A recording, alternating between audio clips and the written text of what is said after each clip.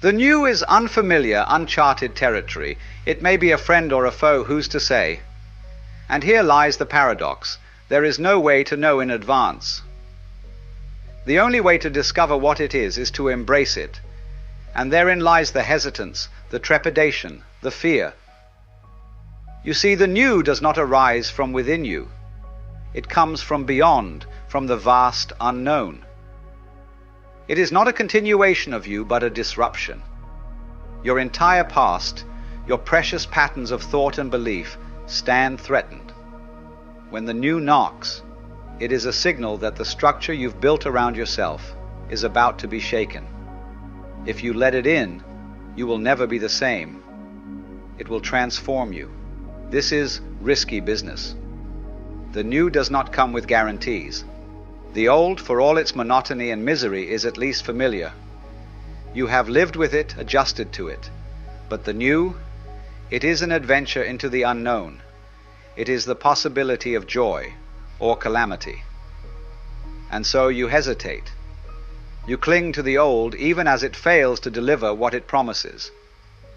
The familiar is a trap, yet you find comfort in its predictability. But here's the truth, one we avoid facing. The old cannot satisfy you because it is already known. Once known, it becomes stale, repetitive, and dull. Life, however, is a river, not a stagnant pool. It demands flow, exploration, and discovery. And yet, when the new appears, you retreat, you resist. This is the dilemma of human existence. How then do we embrace the new? It requires courage. Not ordinary courage, but a profound bravery to let go of the known and leap into the void. And the world, alas, is filled with those who choose safety over growth. This is why so many of us stop evolving. How can one grow when one is afraid? To grow is to venture beyond the boundaries of what you've known, to let the current of life carry you to shores unseen. But here's the rub. The new does not come from effort. You cannot manufacture it, for it is a gift from the great beyond. It arises from the depths of existence, unbidden and spontaneous. The mind, by contrast, is always old. It is a storehouse of memories, a repository of the past. The new, however, is ever fresh, ever alive. It is a whisper from the infinite, a call from the divine. To receive it, you must be open, receptive, vulnerable. You cannot approach it with the calculations of the mind.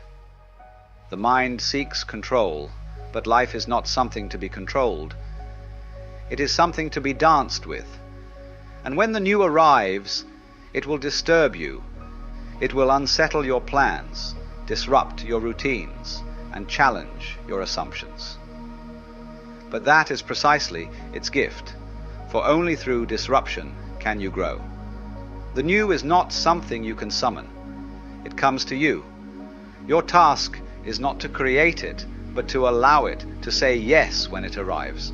And saying yes means surrendering your resistance, abandoning your fear, and welcoming the unknown. This is the essence of faith, not faith in a doctrine or a deity, but faith in life itself. The mind will call this madness. It will whisper of danger and urge you to cling to the old. But the old is a prison, and the new is the key. To embrace the new is to embrace life in its fullness, to let go of the past and step into the vast pulsating now.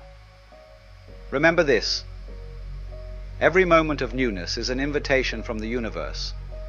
To accept it is to become alive, truly alive. To reject it is to remain a shadow of yourself, a creature of habit, trapped in the illusion of safety. And so the question is not whether the new will come, it will again and again. The question is whether you will meet it with courage or cower in fear. Will you let it break you open, or will you cling to the illusion of permanence? To embrace the new is to let go of the ego, for the ego fears its dissolution. It clings to the past, to memory, to the known. But you are not your ego. You are the consciousness in which the ego arises. The ego is like a record of what has been, while you are the vast, open awareness in which the new can unfold. When you realize this, the fear of the new begins to dissolve. You see that you are not threatened by change, only the false sense of self is. And with this realization comes freedom. You become like a child, curious, playful, unburdened by the weight of what has been. Each moment becomes an adventure, an unfolding mystery. The new is life's way of inviting you into its dance. It is the divine whispering, "Come, play with me."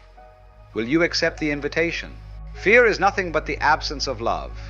Act with love and forget fear. When you love deeply, fear disappears. If you love deeply, you cannot find fear anywhere. Fear is the negation of love, the absence of it. This must be understood deeply, profoundly. Without this insight, the nature of fear will remain elusive. It is like darkness. Darkness does not exist, it only appears to. In reality, it is merely the absence of light. Light exists, extinguish it, and darkness takes its place. Darkness has no existence of its own. You cannot remove it no matter how hard you try. You cannot summon it, nor can you discard it. If you wish to deal with darkness, you must deal with light, because only what exists can be related to. Turn off the light and darkness appears. Turn it on and darkness vanishes. But you deal only with light. Fear is darkness. It is the absence of love. You cannot act directly on fear. And the more you struggle with it, the more it grows, for you are caught in its illusion. The problem becomes more complex. Fight with darkness, and you will exhaust yourself. Ultimately, the mind will conclude, darkness is too powerful. That is why I fail. But here lies the mistake. This logic is inverted. If you have struggled with darkness and cannot defeat it, it seems logical to believe it is stronger than you. Yet the opposite is true. Darkness is powerless precisely because it does not exist. How can you defeat what is not there? Do not wrestle with fear. Otherwise you will become entangled in deeper fear, a fear of fear itself. And that is the most dangerous of all. Fear at its root is already a void, and fear of fear is the void of a void. It leads to madness. Fear is nothing but the absence of love. Act with love and forget fear. When you love deeply, fear evaporates. If you love deeply, you will not find fear. Whenever you are in love, even for a moment, is there any fear? It has never been found in any true relationship where, even for a fleeting instant, two individuals are in deep harmony. In such a moment, fear is absent, just as darkness disappears when light is present. This is the secret. Love more. If you feel fear within, love more. Be courageous in love. Take the risk. Be adventurous in love. Love unconditionally. The more you love, the less fear remains. And when I speak of love, I mean love in all its dimensions, from the physical to the spiritual.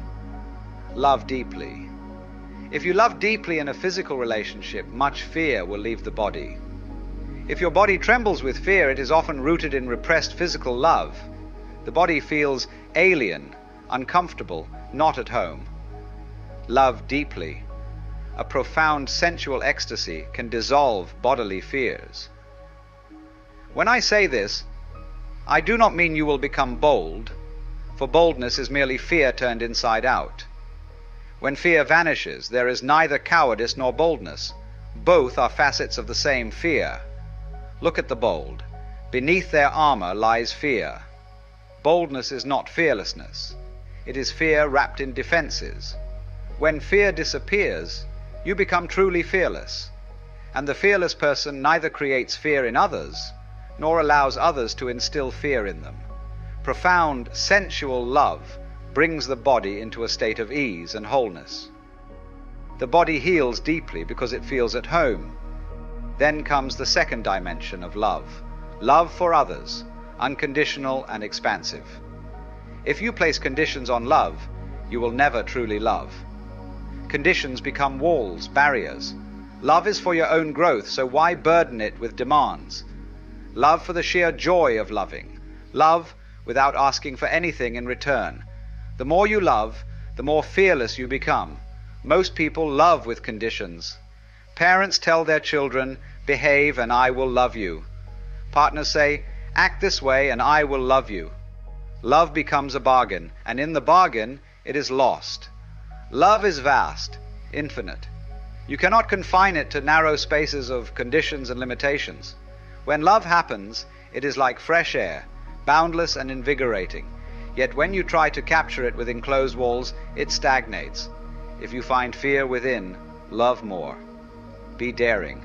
Allow love to flow freely, without limits, without expectations. And as love deepens, fear recedes. And then comes the third dimension of love, prayer. Organized religion has taught people prayers, but in doing so, it has often blocked the spontaneous nature of true prayer. Prayer is not something you can be taught. It is a spontaneous outpouring of the heart.